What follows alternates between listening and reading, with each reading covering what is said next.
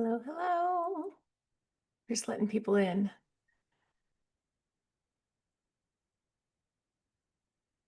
Everybody's so punctual. So nice. We know you. You know I am on the clock, Either on be time. care or be square. Let's see. Okay, I'll keep the eye on the other folks who will come in later. Welcome, hi. The way that this works, if y'all can stay muted, unless you're talking, we have a baby here. Hi, Anna's baby. Um, if y'all can stay muted unless you're talking, and I really want to like answer whatever questions. It's okay if the person before you asks the mindset question, but you have a like marketing question. Like, let's just go all over the map, whatever you need, wherever you want to go. We had almost 200 people signed up, so not everybody's going to show up because that's how that works. But y'all are here first, so if you want to get in, we're going to do these verbally, not like typing in the chat. So I gotta stay on top of letting people in. Um, so if you have a question, if you'll raise your physical hand, that's the best way for me to see you. I know some of you have your cameras off. That's allowed, that's okay. For those of you who need to keep it off for whatever reason, then use the like little virtual hand that you can raise or not raise. So let's see. And I'm gonna keep whack-a-moling people in. Let's see, Carmen, where are you? I can't see your face, but I see that you wrote. Do you want to unmute yourself, Carmen, and we can and ask your question and we can start there? Sure. We're thinking about expanding our practice and, just trying to consider, how do we advertise? Well, I guess the things you really need to know when you're getting ready to expand your practice, Mm-hmm. and setting that up since it's just been the two of us so far. Mm-hmm. So I love this question. And if you've heard me talk about group practice before, you've probably heard me say this, that if you're going to start a group practice, I want you to really love managing people because that's where you're going to end up spending most of your time is in like managing colleagues. Um, so a lot of people end up going into group practice, and I don't know if this is you or not, Carmen, but a lot of people end up going to group practice because they continue to get referrals and it just feels like the next logical step. Um, and who doesn't want to make more money? Like I assume most of us wouldn't turn that down if it felt ethical and good. So, in order for it to be ethical and good and to prevent your folks that you hire from ending up in my programs to get out of a toxic agency, you have to be really good at leadership. Um, and you have to like the good at leadership part where we tend to fail as therapists is we're too accommodating and too nice and too lax. This is definitely where I have messed up as a leader in the past. Um, so like if you don't set really clear expectations and have clear accountability and follow up, if those expectations aren't met, then everybody's going to hate it. People are going to be crying in each other's offices. It's going to be like any agency job you ever worked at. So I would say before you start a practice, a group practice, I would encourage you to get leadership training. I don't know of any like courses or anything like that. I feel like leadership training the way I feel about supervision. Like we can read about how to be a therapist, but that's really different from being a therapist and having stuff come up and needing somebody to talk to about that. So having like a one-on-one leadership coach is what I would recommend. Um, so I'll say that. I'll say leadership is the most important piece of group practice. You also have to be really willing to look at numbers constantly. There is not, there's, you gotta have a certain number of clients that your therapists need to see per week to even just break even because um, what's the word I'm looking for? Like how much profit you actually make as a group practice owner is actually pretty slim. The profit margins, that's the word, or the phrase. The profit margins are a lot slimmer than most of us who have been employed by group practices assume. Um, by the time they're paying taxes, if you're a W-2 or you're hiring W-2s, which I strongly recommend over a W or a 1099, Um, by the time you're paying taxes, if they're in person, you're paying offices, you're paying for, so many different things. Hopefully you have some continuing ed credit in there for them. If you're being the kind of boss you want to be, the profit margins are slim. Even if you're being a shitty boss, honestly, the profit margins are slim. So making sure that you know the numbers that each person needs to hit and that you can provide those referrals. I'm a strong advocate for if you're a group practice owner, it's your job to get clients in for them. It is not your therapist's job to market. Why wouldn't they just be in their own practice? Um, let's see. I'm trying to think what else. And then there's just like all of the legal stuff, depending on what state you're in. If somebody works a certain number of hours, then you have to give them benefits. It's really hard with your slim profit margins to provide health insurance. And so knowing exactly what that looks like for your state, what the laws are. I love the group practice exchange. They have a membership site similar to the Abundance Party, but all about group practice. And they have the contracts that you can use. They have leadership guidance. They have a lot of really good support for group practice owners at all levels. So I would recommend looking at the group practice exchange so that you can be a great leader and have a really great group practice that people are glad they work at. So, yeah.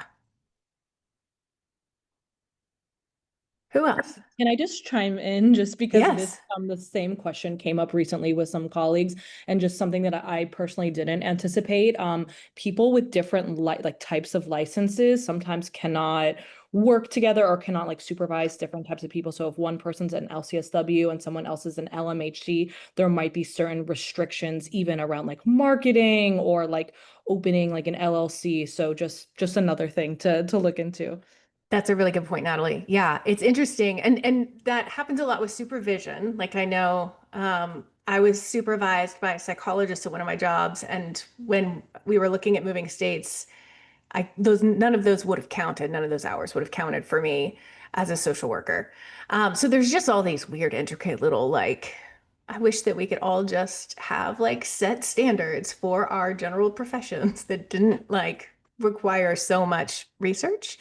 But yeah, getting really specific on what's allowed, like legally in your state, per your license, who you're allowed to hire, all of that. Absolutely. All right. Raise your physical or virtual hand if you have a question. Yeah, Natalie. Love it. Hop Hi, in. hi, good to see you. You I feel like too. every few months I pop up. I'm like, hi, talk me off a ledge. So I'm back.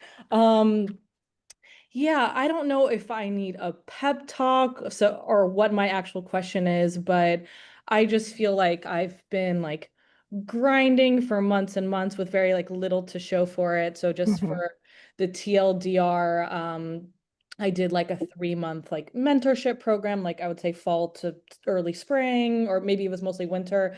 And sort of launched, I would say January of like new niche, new website, new tactics approach. And I feel like I've been like very, very diligent with networking every single week. Um, Mhm.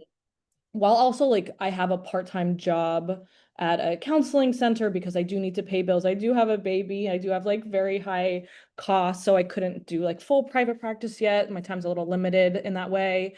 Um, and I pay monthly for SEO and like costs a lot of money. And I feel like I have like very little like tangible to show for it.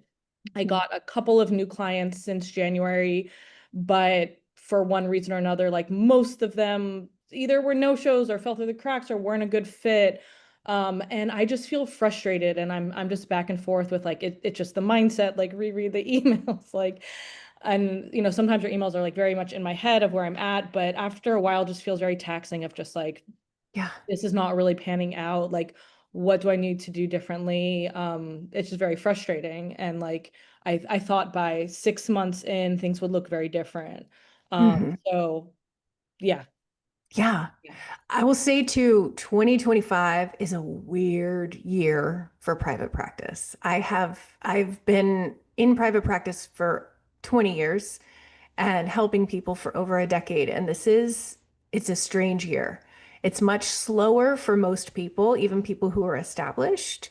And I have a lot of theories about that that I won't go into too much unless somebody wants to ask about it. But um, I think what that means for you is looking really closely at um, your niche. Is it a niche that everyone can serve? Well, tell everybody, because I know a little bit. Tell everybody about your niche. Tell everybody where you are. Yeah. I'm in New York, and I work with young adults who are grieving.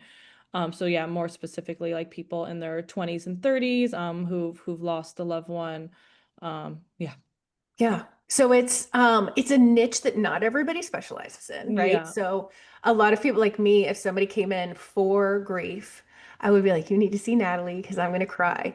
Like Natalie is gonna be able to handle this better than me. I'm not great with grief.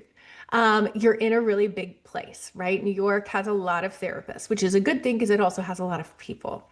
Um, so my guess is it's just a matter of being found. SEO is a really long game in New York. It's just much harder to get on that first page of Google. And if you're not on the first page of Google, y'all, you're not on Google. Nobody's going to page two. So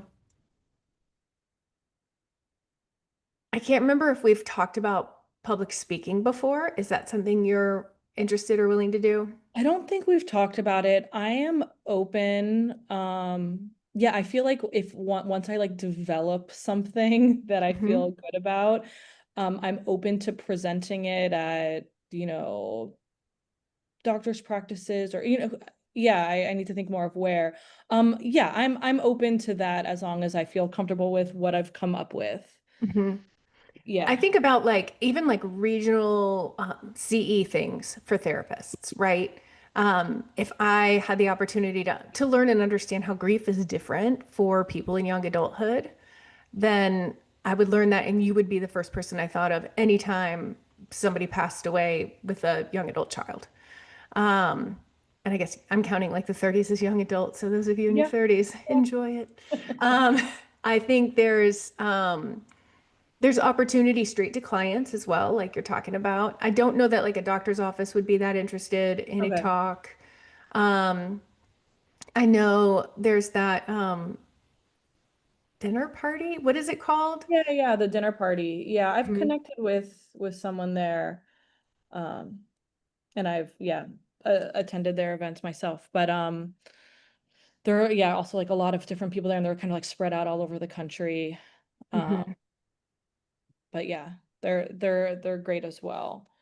Yeah. So I Um, think it might be like if you've gotten two clients since you've chosen your marketing strategies, if you've been consistent with those marketing strategies, then I would see which ones need to be switched up.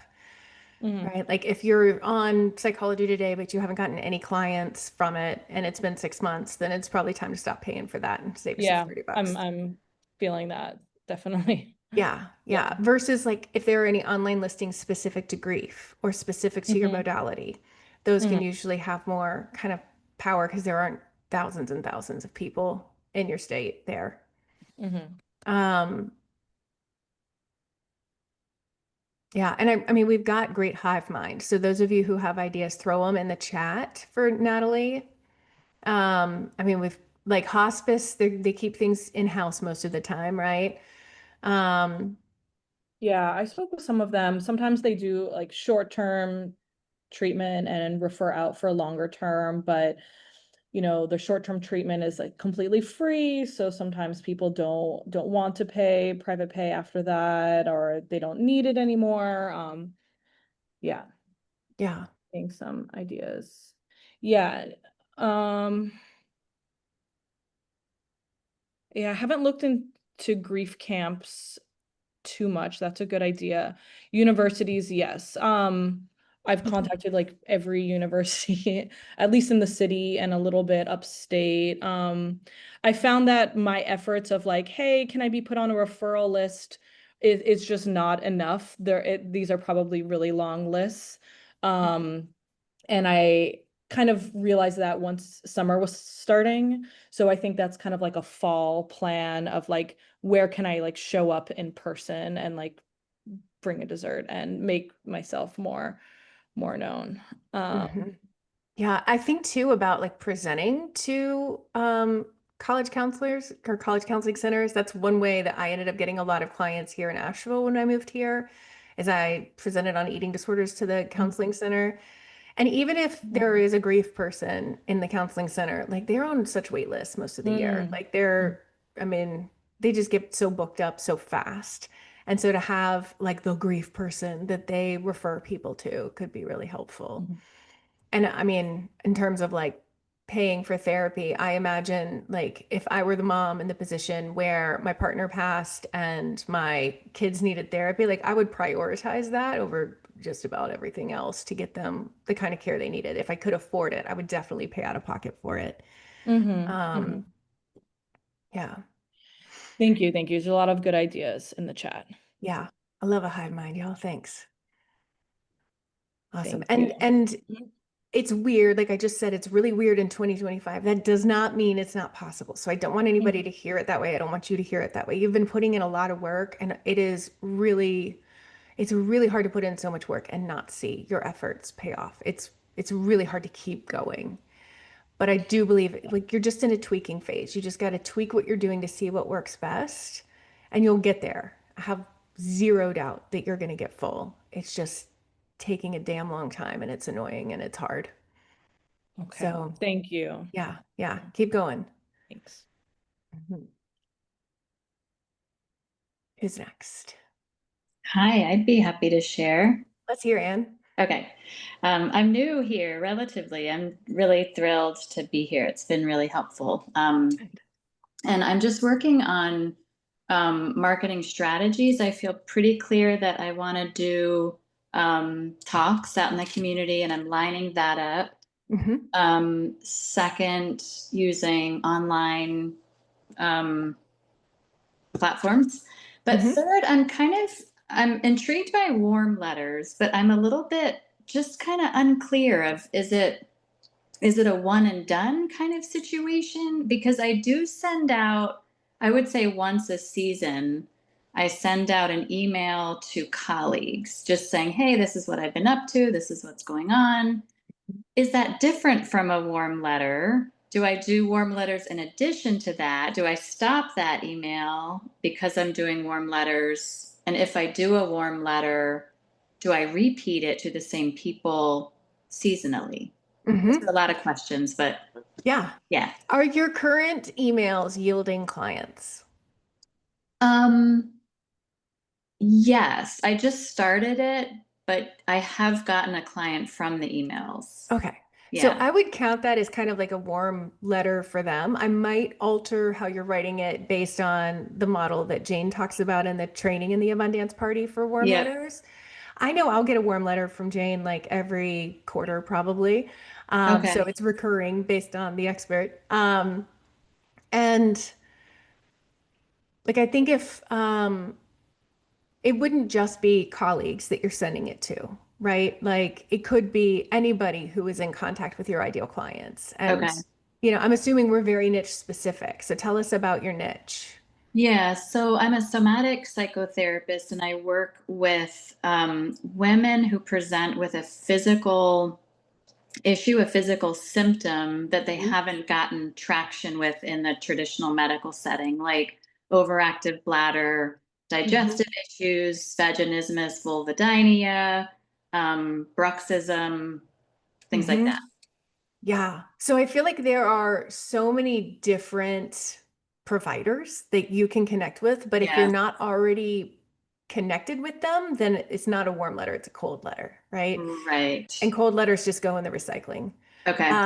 So I would reach out and try to form relationships with, pelvic PTs, Yeah, with OBGYN sex therapists, uh, GI docs, yeah, dentists. dentists, Yeah, urologists, and yep, for these like larger medical practices, it's a different animal to try to get in with them. It's not like yeah, you're going to go to lunch with the doctor. That's not how it works. right. So it's talking to the referral coordinator or the office manager. Often you have to call over and over to actually get through and not just be put into a voicemail. Yeah, We just had somebody in our limitless practice program who was like really dogged about calling like on the dot in her calendar the same practice and never heard back from them, but started getting referrals from them. Like they were Oh, kind of like, okay, stop calling. We'll just send you interesting. people. Yeah. Which is not necessarily a marketing strategy I would recommend, but I was surprised that they started sending her people. But I think there's like that's good information that happens Yeah. sometimes. Yeah. Um, but I would focus on developing relationships with those offices. Okay. And when you And say develop relationships, you do just mean basically, kind of getting to know the referral coordinator and having them know who I am and maybe offering a talk or yeah, just yeah, kind I of getting think in, and not necessarily with the doc herself. right, Yeah. right. Okay. And really it's often the nurses who hold the power in these larger medical offices. So Yeah. if you're like, can I bring lunch? Like, where do you guys like food from? Yeah. And I can talk about how I do work with things that are like a kind of intractable issues that Yeah. clients are having a hard time getting past. Because Yeah. ultimately, everybody at the office, we assume and hope, wants their clients to get better. Yeah. And we all know when we're stuck with a client, it's really hard. It's the same with doctors and their patients. Like everybody wants what's best. That's the assumption I'm going to make and just put out into the world is everybody wants what's best and happiest and healthiest for their patients or clients. Yeah. And you can really help with that. Yeah. Yeah. Yeah. Okay. So then the warm letters will be separate from that and just sending out to anybody in my network who I think Mhm. might be able to refer to me. Yeah. And I'll Okay. say like a letter in the mail from somebody I know, I will read in a way an email from somebody I know that's telling me what's up in their practice. I'm not going to read. Yeah. I'll skim it maybe, or Yeah. I'll save it for later and then never get back to it. Yeah. So I would Okay. send like a legit letter, and it can be Okay. typed. You don't have to like handwrite all Yeah. of them, but Okay. And you yeah, said Jane is sending them out, her warm letters out quarterly. I feel like it's quarterly or every 6 months. Yeah, I feel like Yeah. I get them more than once a year, or Okay. yeah. Okay. Mhm. So I might be doing warm letters to people in my network in addition to my email warm Mhm. letter kind of thing. Yeah, yeah, Okay. Okay. awesome. All right. That's helpful. Thank you. Sure, Yeah. sure. Yeah, Elliot. Hello, it's my first Hi. time here. Can you hear me okay? I can hear you great. Oh, Yeah. perfect. Awesome. Yeah, first time here. I have been probably trying to launch a practice for about 4 years now, but I'm Hmm. 2 kids in, so some stuff Uh-huh. has happened. Start, stop. Yeah. Um, yes. Yeah. And money is also super tight. So I'm really looking at how can I just like bare bones get this going. I've had interest. And so I feel like now I just got to do it. There's no Hmm. more messing around. So really looking at how can I launch a bare bones practice with, minimal financial resources. Yeah. Yeah. So I would Um, say first, the most obvious is be virtual, right? That's going to be a lot less yep. than rent somewhere. Yes. Um, do you have a niche yet? I do. Okay, good. So yeah, my niche is serving transracial adult adoptees who are dealing Mhm. with identity challenges, their adoption experience, as well as like trauma from Yeah. adoption. And Hmm. then I also do life book work, which is related but somewhat separate, but Hmm. all related to adoption and identity and adoption experiences. Got it. Yeah. So I would say being virtual, Zoom networking with people, like, saves you the $5 on the coffee. Um, Yeah. I would say, I mean, you've got your whole state, maybe more states if you're licensed elsewhere, but you've got an entire state. And I think tapping into like where does your ideal client go when they're looking for help? How do they know they need help? Like what's going on for them that they're coming into therapy right now? That's a question I have for you. Hmm. Because we've got the Hmm. demographic of who Yeah. they are, but what's the Right. problem they're wanting to work through? Yeah. Yeah. Yeah. And I'd say a lot of it falls on not feeling like they fit. I Mm-hmm. don't fit. Either in my family, I don't fit with, my race or cultural background, but I also don't fit in dominant culture race, but like, where do I fit? And those kinds of challenges. Yeah. So where do they go? Or where are they showing up? Are they Yeah. showing up to their PCP for some antidepressants because of the way it's showing up? Are they Yep. tapping into any sort of like cultural activities from one, like something that matters to them, or they're exploring their cultural identity? Are they Mhm. getting into Yeah. advocacy in some way that's related to what they're going through? Yeah. I think a lot of it's going to be probably family saying you got to do something because Hmm. this is a lot and it's showing up in other ways. Hmm. Behaviorally sometimes, or it looks like depression. So yeah, I think the PCP is a good place to tap into. I think there's a lot of, I don't think they're quite at the tapping into cultural stuff because it feels so foreign and Hmm. uncomfortable. So I don't think they're Okay. quite there yet. Yeah. Hmm. But yeah, PCP. So as far as like, and I guess we were kind of just talking about this, but as far as like Hmm. tapping into primary care places, yeah, is that reaching out to the referral coordinator like we were just talking about, It or can be. other ideas? And I'll say like the most referrals I've gotten from any like medical providers have been my own medical providers. So it's also like while you're at Yeah, the doctor and they're like, "Well, how are things going?"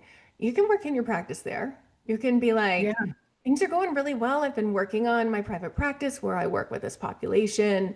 Um, here's the way it often shows up. They often will come to doctors first for antidepressants. Um, but I think the hard part there is that PCPs may not know they're transracially adopted, right? right, Unless they're pediatricians right, and the parents are bringing them. right. Yeah, and I'm really trying to move more towards adults because I see Hmm. that as being a group who's just totally forgotten about, Yeah. honestly. Yeah. Um, yeah, I think the other piece that's kind of going for me is connection to local adoption agency, Hmm. as well as like a training education program that I do some facilitation and also case consult on. So I'm like, is there any way, sounds maybe not the best choice of words, but to exploit that, right? To tap into that a little bit Hmm. more in addition to medical providers, which I can Yeah. totally do. Yeah. And a good question came up in the chat. Where are you? Where do you live? I'm in Minnesota, and we Okay. are a state that is hugely involved with adoption. So that's going for Awesome. me. But yeah, Hmm. I'm in Minnesota. So I wonder too, I don't know how you feel about public speaking, but I'm sure that there are conferences for adoption professionals. I wonder Mhm. about speaking at those. Um, Yes. Yep. I don't know Yeah. the data or like anything about like if someone was adopted, are they more likely to adopt? In which case, there might be something there in the adopting community. Um, Mhm. Yeah. Yeah. Yeah. And I'm fine with well, I don't like it, but I will do it for this population because I feel uh-huh, so passionate about it. I'm also an yeah, adoptee, uh-huh, a transracially adopted person. Um, so yeah, I can do more of that. I have done kind of like webinars here and there for like the adoption groups and things like that. So okay. mhm, Yeah. And I don't know the research on that either. So that would yeah. be interesting to find out. One thing for public speaking, for anybody considering it, it's great to go up and speak and give a really great like talk that people can take things home and learn from. What I would love for you to also make sure you do at the end is to pitch your practice in a really smooth, easy way. Because there are going to be people in that audience who really want more. And if you don't tell them how to get it, Mhm. they're not going to know. So the thing I usually like to say is like, for some of you, this is exactly what you needed.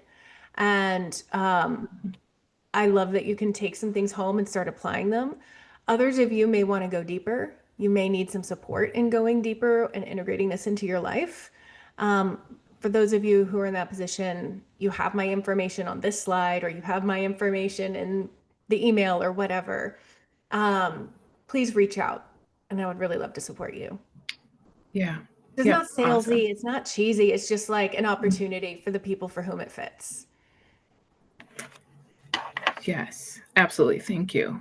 Yeah, I and it like looks that. like you've gotten some good feedback Mhm. in the chat too, of different places to look, or different, yeah, some good stuff. Yes.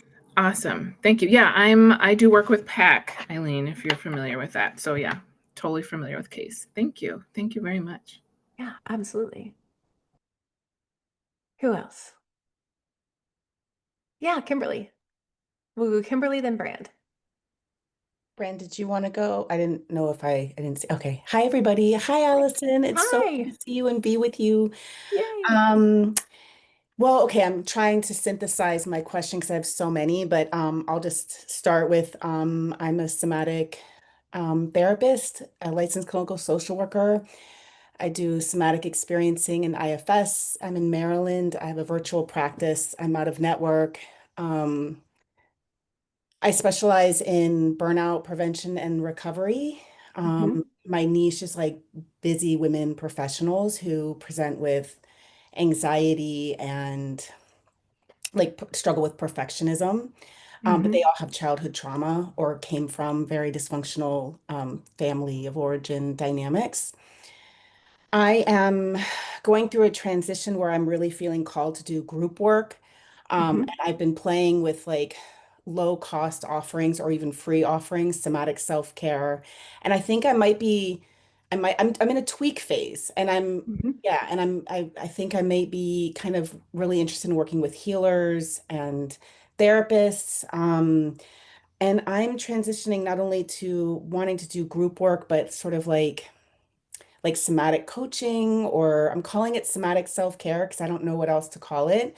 Mhm. But I'm actually going like a sequence through like embodiment into dancing and like creativity. Mhm. So yeah, and I just training in sound healing and like vibrational, just using like even Reiki, so energy work.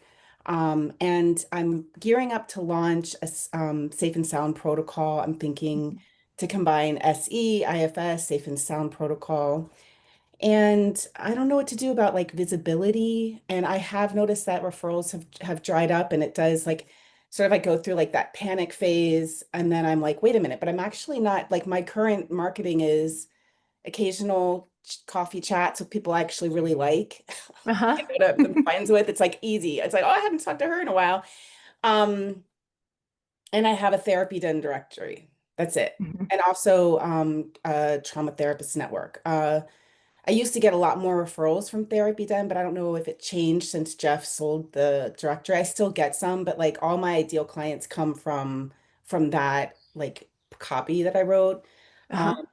but yeah, I guess my question is like, I don't know, burnout recovery and self-care just feels so individualistic, and I'm really feeling called to like meeting the needs of the collective, like in service of collective liberation, but I'm not like a I don't have like a liberatory focused practice, although in a way that's what I feel like the individual work is leading to, like Mhm. capacity for collective um healing. But I don't know. So my question is like I'm worried about visibility. Like how am I going to fill these somatic SSP? I mean, to go from how do I get someone to sign up for like it's like going to be like 12 weeks, Mhm. so I'm trying to give these like low cost offerings so people can get a sense of my style before signing Mhm. up for like we're going to go on a journey with SSP. It's definitely a journey.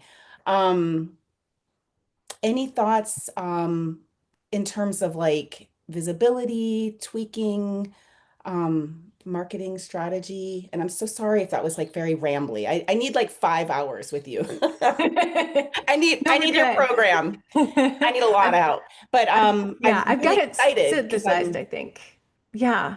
I mean, okay, it all comes down to your niche, right? Because I think we've got burned out women. We also have maybe healers, therapists, etc., who are also burned out. Like there are some people looking for safe and sound, but that's not the majority of people. Most people don't care how the sausage gets made. They just want to feel better, right? So thinking about Um, like if your ideal client is a burned out therapist, how do you market to that burned out therapist about their burnout? And therapists are going to know about safe and sound, or not everybody's going to know, but like they're more likely to know it than a layperson.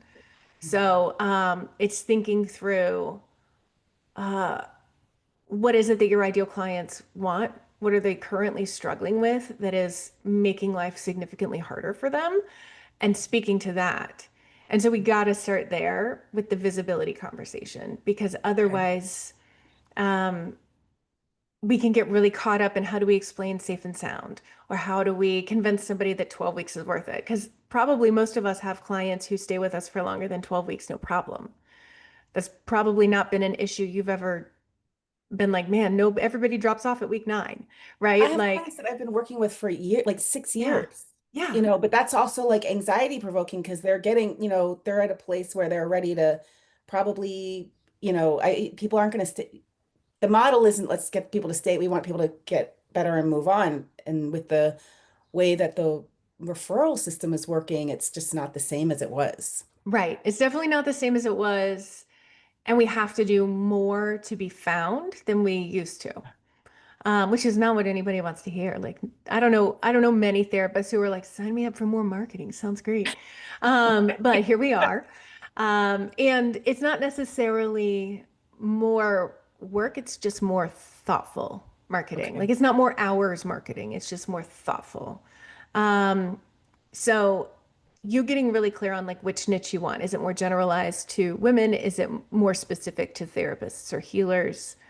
How do you speak about that burnout in a way that's not like everybody else is talking about burnout? And an interesting thing I've been recognizing is that burned out women is like every woman. It's like literally every woman I know. But it sounds like a really specific niche, right? Like if one of us burned out women see somebody talking about the daily lived experience of a burned out woman, we're like, oh, you totally know me. So it's one of those niches that feels really narrow, but it's actually quite broad in a good way in terms of how many people fit into it. So, um, burned out therapist has a specificity that narrows it further in a great way if that's who you want to work with. But when we're talking about working with therapists, we have to be, therapists are more selective, more picky. We really need to feel like you're the one for us and you know some things that I am not implementing or don't know in order for you to help me heal or move through what I'm moving through. Mhm. So, typically, just like everybody else, that means explaining that daily lived experience better.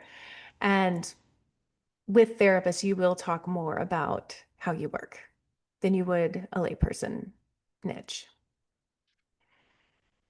So I would think about where therapy, like most of us probably use word of mouth when we're looking for we're our own therapists or our own care. You could also network with therapists who work with therapists to say like here's a group that could be going on in the background of your work. Like I'm not wanting individual clients right now. I'm wanting this group work. Mhm. And so I'm not trying to steal your clients, but I Mhm. can help support them in this way. So yeah, and there are thankfully a number of therapists out there who um, can help. Okay. Thank you so So much. yeah, did that get you what you needed? Yeah, yeah, it did. I think it's like with anything, it's going back to the basics, like getting Hmm. clear on the niche is what I feel like I need to like get really clear on that pain point. And this is what Yeah. I'm walking away from is like, how do I describe what the relief that they're seeking, the Hmm. underneath the pain. Yeah. Yeah. Yeah, I have a lot to chew on. Thank you so much. Absolutely. Yeah. Brand, you were next. Yeah, hi. Hi. Can I follow up on a previous one first and then ask my question? I put it in the Yeah. chat, but could you define what a warm letter is? Yeah. So this is something in the Abundance Party. We have a whole training on how to do warm letters, but they're Mhm. essentially like um, something that you send to people you know, like that's the warm part, about what's going on in your practice, but not in a way that's salesy and cheesy. Okay. So it's like a way of updating people and essentially like asking for business without it feeling gross. Okay. That's helpful to get a definition. Thank you. Yeah, Um, sure. so my question is, I did the abundance party, let's see, spring of 2024. Hmm. So I'm about a year and a half into private practice, and I'm close to like the numbers that I want to be doing weekly. So, I have a goal to do about 22 a week, and I'm around like 18 or so, Great. which is great, right? Hmm. And because the whole time that I was, following your plan and doing all the marketing, I was thinking to myself, I just want to do therapy. I just want to be meeting with clients. I just like I Hmm. don't like doing this constantly. Yeah. And so now that I'm, feel like I'm close to a number that I want to be at, I'm finding less time to do marketing and more time to do therapy. And, Hmm. and I, I'm finding myself even less wanting to do any marketing Hmm. because I'm like, oh, I'm okay. I've got a good amount, but then you go a couple of weeks without any referrals and you get that sort of nervous feeling. So I guess what I'm asking in a way is how do you balance that once you're pretty close to full and then still finding time to continue marketing, and do I need to as much? Hmm. I mean, I think as long as you're okay where you're at, like it sounds like you're not at your ideal number, but you're at your paying your bills fine number. It depends on what you want. Like maybe 18 is your number. Maybe it's not 22. Maybe 22 would suck. You'd have more money, but less time. Um, and if 22 is your number, like if you like really look at is 22 my actual number? Is that what I want? Then it's looking at what's the lowest hanging fruit in terms of your marketing. What has brought in the most people for the least amount of time and energy? And then you just pull that one lever and you just do that. So if it's, Kind of limiting, what was that? picking from some of the ways that I've been marketing and finding the ones that have worked the best and focusing more on that. Yeah. Yeah, Yeah. I think it's also a little bit of like fear of like, yeah, I'm at 18 now, but 1 or 2 weeks in a row with a couple cancels or not any referrals, and all of a sudden it's 16, and then can it just start backsliding, right? There's a little Yeah. bit of that as well. And so that desire and just sort of the knowledge that I probably need to keep marketing, Hmm. uh, it's just not my favorite thing to do. Yeah. And Yeah. if you can get that clarity that it's just this one type of marketing you have to do, because you've got Mhm. your website already. If you have an online listing, you've got that already. You don't have to like keep messing with that. It's finding Mhm. like what one recurring thing can you do that has worked best in the past that you don't have to do it every single, you don't have to do it twice a week, maybe once a week, and see how that works. And it sometimes it's really just tapping into one referral source you've had in the past. Like if there was a doctor's office that sent you a lot of people and you haven't gotten anything from them, just be like, hey, just checking in. How are things going? And that referral coordinator's like, oh yeah, brand is top of mind again. Let me get you to that 22. So yeah. Yeah, that's helpful to not feel like I have to do everything that I was doing every week like I was at the beginning. It's Yeah. helpful to think about what are 1 or 2 things that I can really lean into. Maybe I'm a little scattered of thinking I need to still do all the things and I'm doing all of them not very well, Right. uh, Yeah, versus because you're picking. busy now. Yeah. Okay. Yeah. All right. Yeah. So let it be easy. You're at the stage where you can let the marketing be easy by just focusing on one, maybe two. Okay. That's really Yeah. helpful. Thank you. Yeah, absolutely. Let's see. Jeanette, you had your hand raised next. Oh, wait, yeah. Unmute yourself real quick. Can you hear me now? There you are. Hi. Okay, perfect. Hi, I appreciate this time.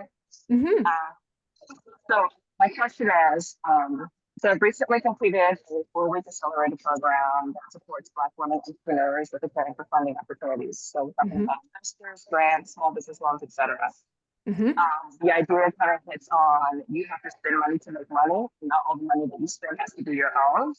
And so in fact, needing to be smarter about spending other people's money to grow your business. Hmm. Can you be transparent about your own experiences with receiving funding to growing your business, or maybe experiences of colleagues in your circle who have done similar? Yeah, absolutely. So it was a little garbled. So to repeat the question, Jeanette's been in this program that's been teaching her how to like a bunch of did you say was it Black women entrepreneurs? Black women entrepreneurs to prepare their businesses to receive funding, so capital access. Yeah. So to receive funding, so she was asking like for some transparency with me of like how have I received funds? So in my practice, I have not, I don't think, received any funds. Well, I guess my husband was on student loans for like my first semester of starting full-time private practice in a new place. And so that floated our rent for a couple months until I started, and we had a little bit of savings. Um, with abundance, I ended up taking out a 0% APR credit card for some coaching. I think it was like $16,000 program that I did. And so I had a 0% APR credit card. And I think I had 18 months to pay it off without any APR kicking in. And so I did that. And I think I paid it off within a year. That program ended up doubling my revenue the next year. So definitely worth it. But the whole like, you need to spend money to make money. Um, I think that in a solo therapy practice, that's true, but at a much smaller scale than like an online business, if any of you guys are looking into coaching or consulting or those kinds of things. Um, and I have used credit cards since on different coaching things also. But I haven't ever gotten funding. Like I haven't gotten any grants, mainly because I didn't know how to do that. And I was like, well, I'll just bootstrap it because that's all I knew to do. I do think that if there were opportunities for grants earlier on and I felt competent with that, that probably could have accelerated growth that took a lot longer to get to. So not just grants, but like working with investors and then also small Mhm. business owners as well. Is the other part of Yeah. So I think it depends. Like I have a friend whose company is supported by like venture capitalism and it like sounds awful. Like the daily lived experience of her business is very stressful because she's heart-centered and wants to put people first and the VC company like is like I care about the numbers. Like keep your feelings to yourself. I care about the numbers. And sometimes those things don't match up. And so I think it depends on where you're getting that funding. Like if it's an angel investor that is somebody that, is in your circle somewhere or something like that, and you can align your values. I think that's the most important thing if you're looking for any sort of investor is that your values aligned. Because if they are investing in your business and there are specific outcomes that they want, and you're the one having to do the work to get them those results, you want to make sure you're not selling yourself out or doing things that don't feel right to you. And I don't know that there's a way to do that without just having a number of conversations with them and getting to know them as people. Yeah. Does that answer that? Yeah, that answers the question. I don't know how much cut out when I was talking. It's just this idea of spending other people's money to grow your business. It's just very intriguing for me. And so I was just trying to tap in to see how much of that actually applied to your business, Mhm. even through credit card loans and whatnot. Yeah, yeah. And I think, typically if somebody's investing in your business, you're giving them a percentage of profits or something like that. And so it's also looking at like doing that math over time of if you bootstrapping it and going slower versus losing more of your profit. Because in a practice, you do have a cap, right? There are only so many clients you're going to see. Are you okay with letting go of a certain percentage of that to pay back somebody who has invested in your business? Um, I don't know many therapy practices that have taken on that unless it was like a family member or a family friend. Um, yeah, yeah. So would you say most practices are doing it through loans? I think most of it's like bootstrap. Like people are still Bootstrap. working their agency job and they're doing this on the side until they're making enough to drop the agency job and spend more money building. I think it's probably more credit cards and bootstrapping it themselves. And some people have, partners who can float them or parents who can float them. I think there's a fair amount of that. Though I will say the folks who do not have a financial cushion, I see them getting full faster in general. I think because there's like I can't fail or I can't eat.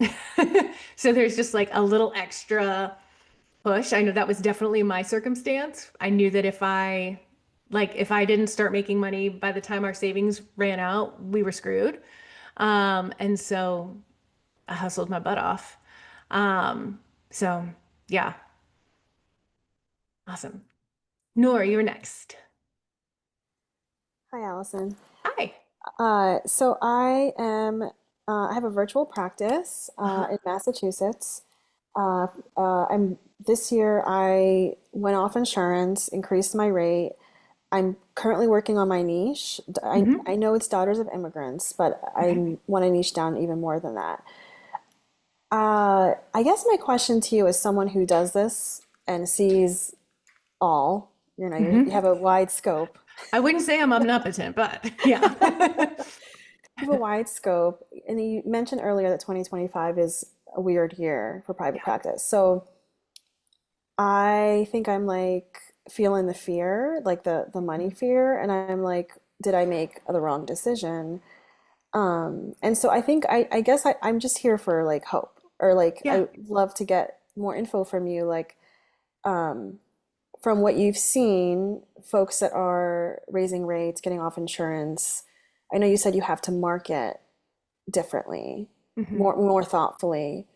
Has that worked from what you've seen? Yes.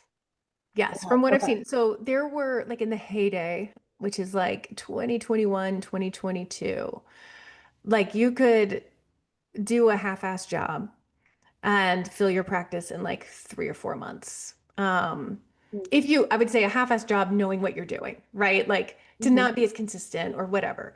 And you could fill your practice in 3 or 4 months. Hmm. That's what a lot of our students were doing. Lately, it's been more like true effort, like doing it right, doing it consistently. Okay. Practices are full, usually more like 6 months to 9 months. So it's just like prolonged. It's not that people aren't getting there. It's Okay. just that it's taking longer than that really, really sweet spot we had there for a couple years. Okay. Um, That's really helpful for me. Good. Because I'm like, well, people keep giving me advice, but no one's telling me what's on the other side. So it's helpful. Right. It's helpful to hear you say, I've seen the other side, and it's there. It's possible. Yeah, for sure. And I think like your niche is probably so in demand right now with all the Mm-hmm. political pressure going on right now. Like Yeah. all the fear, all Hmm. the everything. Your Yeah. people need you Right. Thank you. and want to find you. And so it's you doing what you can do to make it easy to find you. Right. Yes. Thank you. Yeah. Yeah. Awesome. Let's see. Rachel. Hi. Hi.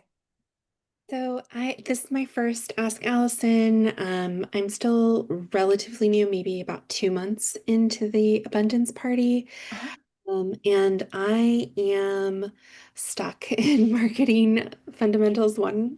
Um, Okay. and feeling like I've reviewed the like OMG, I have writer's block, Hmm. and I still have writer's block. Okay. And I think, part of it is probably my own perfectionism driving it and stopping me before I really get started and looking at the little bit I've written and being like, that's crap. Um, Got it. and I still feel this like block, this stuckness, this frozenness around it. Mhm. Was just curious if you have tips, maybe even I know, your stuff is not specialized to neurodivergent folks, but I'm also ADHD. Mhm. That's part of the picture here too. Yeah, yeah. So I think like when there are executive functioning issues in general, we need to find like the clearest, easiest path. But first, I want to kind of like filter out, do you feel great about your niche? Because sometimes that'll slow us up. If we're not excited about our niche, we don't really want to write about it. Yeah. Yeah, I do feel excited about my niche, Hmm. but I worry, I think, like a lot of my writing, I worry that it's not cohesive, coherent enough because I have Hmm. like wonderfully associative, bottom-up processing brain. Uh-huh.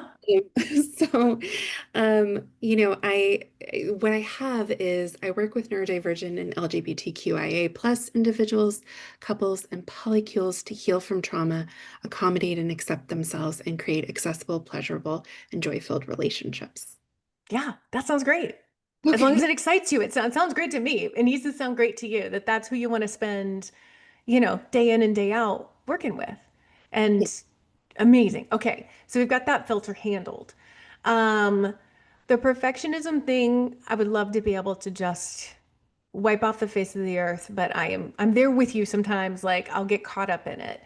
Um, with the way that your brain works, if you if it's like more bottom up, then I would love you just to brain dump. Like, don't try to make it cohesive. Just Yeah. brain dump. And that could be audio too, if it's easier for you just to talk. And depending on how you feel about AI, it is something you could put into ChatGPT and say, can you make this flow better? If you're not into AI, then it might be asking a friend who's really great at editing to help you kind of put it into a better like way of saying it. Um, I feel like they were like, I think it's basically like use tools, use whatever help feels right for you, whether it's a friend or whether it's online somehow. Um, because I don't want you kind of circling the same drain because you're being asked to do a thing that your brain is having a really hard time doing. Um, and I think so if you're brain dumping, it doesn't have to be perfect. It doesn't have to be clean. You could also just like hire somebody from Fiverr or, like a copywriter and be like, hey, can you magic this? Um, so I think there are different ways that we can use the brilliant way that your brain does work to get things across because you're going to be able to describe their daily lived experience, their hopes and dreams, their struggles, better than some copywriter off Fiverr. But the copywriter on Fiverr might be able to like organize your thoughts in a way that feels more cohesive and alluring for somebody landing on your site. Yeah. Thank you. That's all really helpful. I think, I really relate to the like bootstrapping, uh, Hmm. that's been talked about. Yeah. I've tried to do that for a very long time, and I think I'm at this point where I'm seeing the limits of it. And Hmm. so, like, I really, the funding conversation too that Jeanette brought up, I was like, oh, yeah. Um, that is something that's been on my mind. Stripe, every time I log in, is like, you could qualify for, like a $10,000 loan based Hmm. on how much. And I'm like, that's very tempting. And right, the debt is also a little scary. But uh, Yeah. Yeah. And I would say like if y'all are needing some like money, I mean, look at the terms, right? And you can also go to creditcards.com and you can filter by 0% APR credit cards. And some of them are 0% APR for a while. But here's the thing, you have to really be on top of paying them off. And so, like, that might mean you schedule the payments so that they happen no matter what. It might mean a number of things, but it's just a lower cost. Like, then you're not paying for borrowing the money in the way that Stripe is definitely going to make you pay for borrowing the money.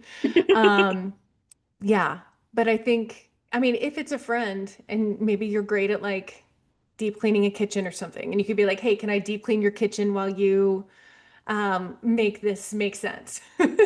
Then, it's a way to be a part of your community in a way that I think we probably used to do a lot more of in the past, of like really helping each other out. Um, that could potentially feel really good and benefit both of you. yeah, that's a really great idea. I think I'm also another thing I've kind of decided that I will do instead of just being like, I work with all of these different groups, right? These are all of my specializations on the front page. Hmm. Um, is creating like them into service pages, Hmm. which is also just like, okay, that's so much writing. Yeah. It's a lot of writing, and you have a lot to say about it because these are your people, like they're the people you love working with. So I think if you're just brain dumping, Like, here's the daily lived experience. Here are the daily frustrations, how they show up. Here's like, if you're just talking about what it's like for them, in each of your specialties, then all of a sudden it feels really like, oh, I could talk about this for 3 days. Like this could be like a 100-page book. And so I would just pretend like you are talking to someone who's like, wait, who do you work with? Somebody who's like genuinely interested and wants to understand. That all makes a lot of sense to me. Can I ask a separate question? I Yeah. kind of want to follow up on the idea of like giving talks to counseling centers. Mhm. Can I ask, usually and I don't get it very often because marketing myself being neurodivergent doesn't happen all that often, but I sometimes give paid talks. I Mhm. imagine if we're doing this for the purpose of networking and making connections and possible referral sources, that's probably not what we're doing. We're not charging them. Depending. I mean, it depends on where it is. At College Counseling Center, I probably wouldn't charge, because at least the one that I worked for and some that my friends worked for, like there's not an honorarium. Like that's just not something they typically pay for.